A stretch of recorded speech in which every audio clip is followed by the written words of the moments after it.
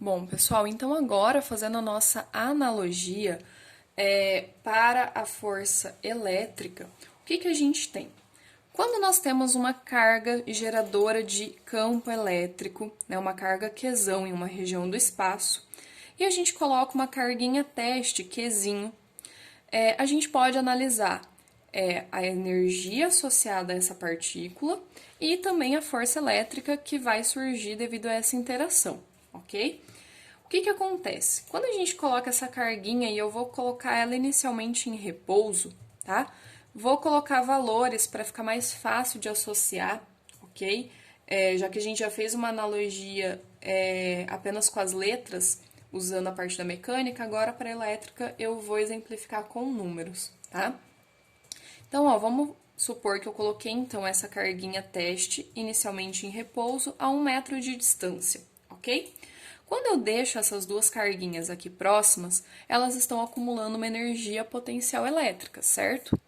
E ela vai acumular, né? O sistema vai acumular uma energia potencial elétrica, e no momento em que eu liberar o sistema, né? Que eu soltar uma das cargas, elas podem se movimentar, transformando a nossa energia potencial armazenada em uma energia cinética, tá? Nesse caso, eu vou sempre manter fixa a nossa carga Qzão e liberar apenas a carga teste, ok? Para ver como ela se movimenta. Então, nesse caso, a gente sabe que como as duas são positivas, a minha força elétrica iria ser de repulsão, certo?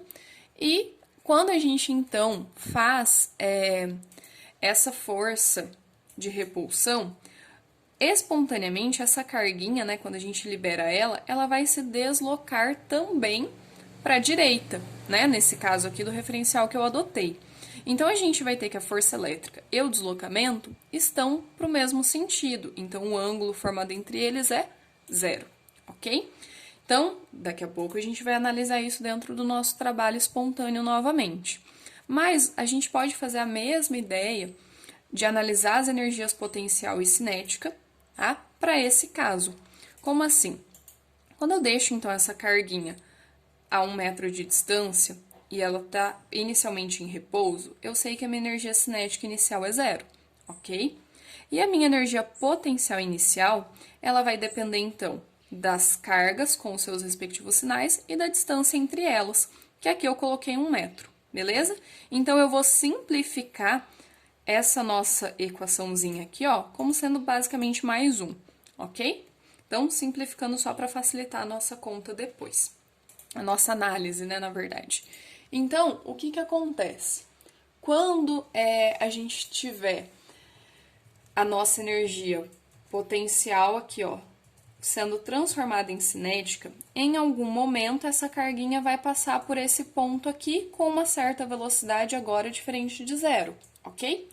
Eu vou falar para vocês que esse ponto está a 2 metros da minha carga Qzão. Então, se eu fixasse essa minha carguinha teste no momento em que ela passasse por esse ponto, eu poderia calcular a energia potencial associada a essas duas cargas agora com essa nova distância. Então, fazendo isso, ó, a gente tem que a nossa energia potencial final, né, nesse ponto posterior, dependeria também do sinal das cargas e da distância, que agora é 2. Então, eu vou resumir essa nossa equaçãozinha como sendo mais meio, ok? E agora a gente sabe que a nossa energia cinética possui um valor positivo, né? A energia cinética é sempre positiva, porque essa velocidade ao quadrado sempre vai ter que ser positiva e massa só pode ser positiva, tá? Então, a gente saiu de uma energia cinética zero e foi para uma energia cinética maior que zero. E fazendo as nossas análises, ó, quando a gente vai trabalhar, então, com essa variação de energia potencial, e a gente vai fazer, então, a potencial final menos a inicial, substituindo aqui os valores, ó, final mais meio, menos mais 1, que era a inicial, a gente vê, então, que a nossa variação da energia potencial é, de novo, um resultado negativo, ok? E se a gente fizer a mesma ideia para a nossa energia cinética, a gente vê novamente que o nosso resultado de energia cinética é um valor positivo, ok? Então, a gente pode ter a mesma ideia que a gente teve lá para a mecânica. Como o nosso trabalho da força elétrica? A força elétrica é a única força que está atuando nesse sistema no sentido do deslocamento, né? Porque a peso estaria para baixo, ela não interfere no nosso deslocamento.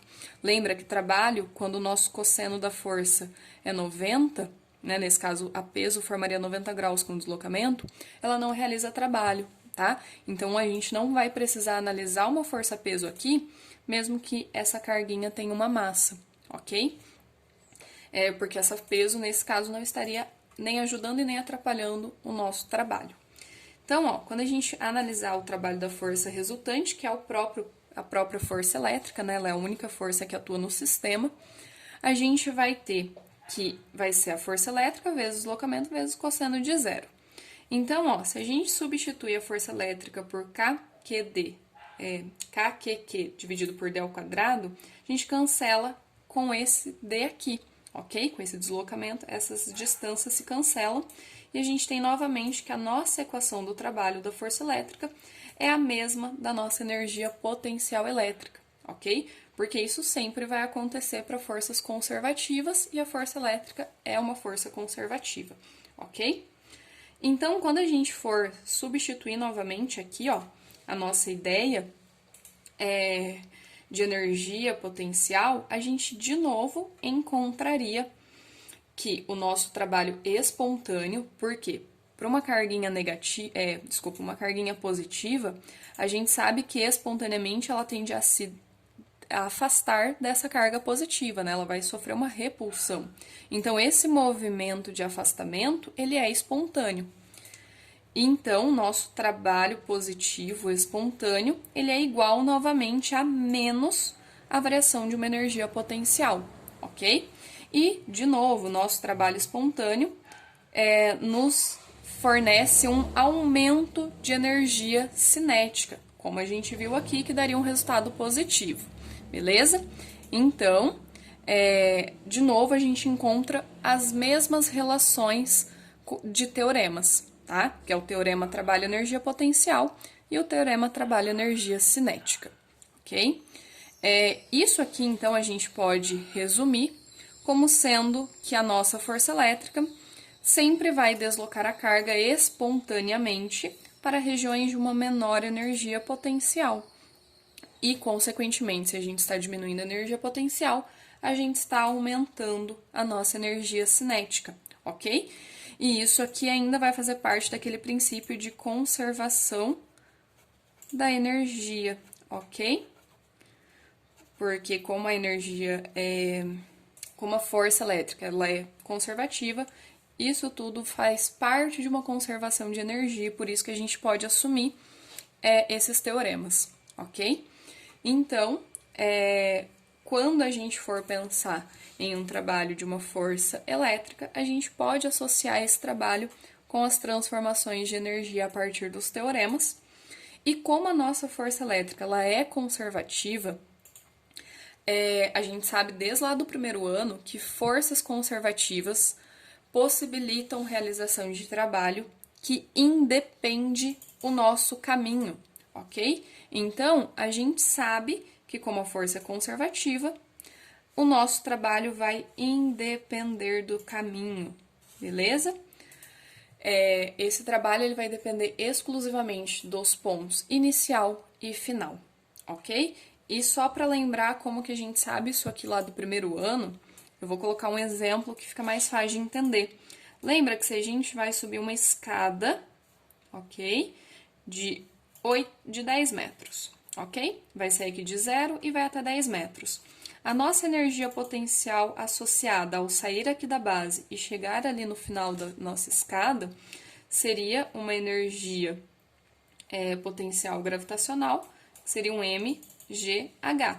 Aqui, esse h seria de 10 metros e aqui no início a nossa potencial seria 0, ok? Então, esse é o nosso h. E se eu pegar uma rampa com os mesmos 10 metros? A gente não sairia de uma altura 0, então uma energia potencial gravitacional 0, e não chegaria numa energia potencial gravitacional, que também vai ser um mgh, sendo que a massa é a mesma, né? É a mesma pessoa que vai subir ou a escada ou a rampa, a gravidade também é a mesma, e a altura, nesse caso, eu coloquei a mesma para os dois. Então, ó, a nossa energia, ela vai independer do caminho. O valor de mgh nessa situação e nessa situação é exatamente a mesma, porque a massa é a mesma, a gravidade é a mesma e a altura é a mesma de 10 metros aqui para os dois, ok? Então, não importa o caminho ó, que eu faça, né? Se ela é uma rampa ou uma escada, a energia potencial associada só vai depender do início e do final, ok? E toda vez que a gente tem uma força conservativa, isso acontece, tá? O nosso trabalho independe do caminho. Ele vai depender apenas da energia inicial e final, ok? Então, dos pontos iniciais e finais do nosso sistema. Beleza, pessoal? Então, essa é a nossa relação de trabalho-energia. E a gente pode, então, associar isso para a nossa energia elétrica também. Beleza, pessoal? Por enquanto é só. Depois a gente vai associar tudo isso ainda com a ideia de potencial elétrico, tá? Mas, por hora, o que vocês precisam saber é a relação dos nossos teoremas e que eles são válidos também para quando a gente trabalha com uma energia potencial elétrica. Beleza, pessoal? Espero que tenha ficado entendido. Até a próxima aula.